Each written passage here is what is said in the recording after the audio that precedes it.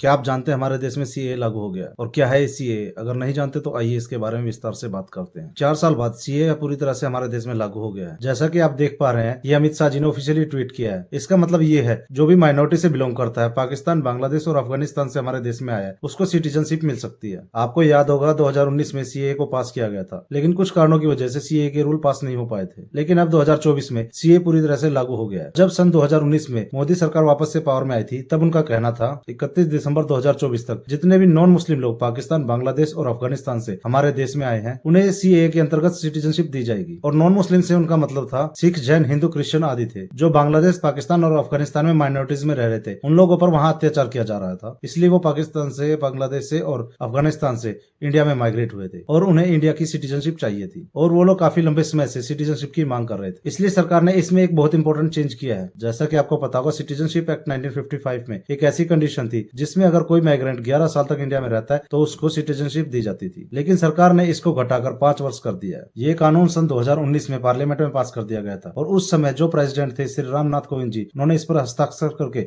अपनी स्वीकृति दे दी थी और इसे कानून में बदल दिया था। लेकिन उसके बाद देश में कई जगह इसके अगेंस्ट प्रोटेस्ट देखे गए, लेकिन सबसे ज्यादा और सबसे बड़ा प्रोटेस्ट दिल्ली के शाहीन बाग में हुआ था। इसके अगेंस्ट में दिल्ली के शाहीन बाग में मुस्लिम वुमेन्स अपने बच्चों को लेकर रोड पर प्रोटेस्ट करने के लिए उतर गई थी, जिसकी वजह से ये प्रोटेस्ट बहुत ही फेमस हो गया था। लेकिन इन सबको किनारा करते हुए सरकार ने 30 डिस्ट्रिक्ट्स और 9 स्टेट्स को ऐसी पावर दे दी थी कि वो सिटीजनशिप एक्ट 1955 के अंतर्गत अगर किसी को सिटीजनशिप देना चाहते हैं तो वो दे सकते हैं। 9 स्टेट्स गुजरात, राजस्थान, छत्तीसगढ़, हरियाणा, पंजाब, मध्य प्रदेश, उत्तर प्रदेश, दिल्ली और महाराष्ट्र थे, जिन्होंने उस समय कुछ लोगों को सिटीजनशिप दी थी। लेकिन फिर भी सरकार को बहुत टाइम लग रहा था इसको इम्प्लीमेंट करने में, क्योंकि सीए को लेकर देश में काफी जगह प्रोटेस्ट हो रहे थे। लेकिन कुछ एक्सपर्ट्स का कहना था कि नॉन मुस्लिम होने की वजह से एक भेदभाव की नीति है, जिसको लेकर कुछ एक्सपर्ट सरकार के इस फैसले के अगेंस्ट सुप्रीम कोर्ट तक गए। लेकिन इस पर सरकार का कहना था पाकिस्तान, बांग्लादेश और अफगानिस्तान तीनों ही मुस्लिम मेजोरिटी की कंट्रीज है और वहां पर हिंदू माइनॉरिटीज पर अत्याचार होता है, जिसकी वजह से वो लोग इंडिया आते हैं और उन्हें सिटीजनशिप देना जरूरी है। और सरकार और एक्सपर्ट्स के बीच में हुए तनाव की वजह से सीए को लागू होने में बहुत टाइम लग गया। लेकिन सन 2024 में